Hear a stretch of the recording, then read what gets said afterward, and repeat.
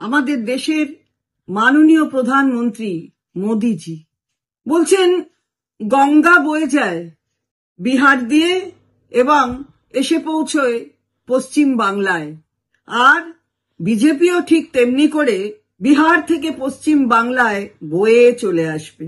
দারুণ কথা, তবে অত উত্তেজনাও ভালো না, আর অত দুঃস্বপ্ন দেখা ভালো না।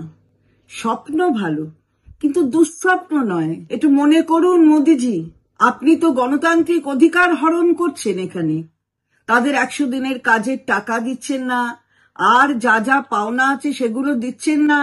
বিশেষ করে মহিলারা, তারা তাদের ন্যায্য অধিকার থেকে বঞ্চিত হচ্ছে।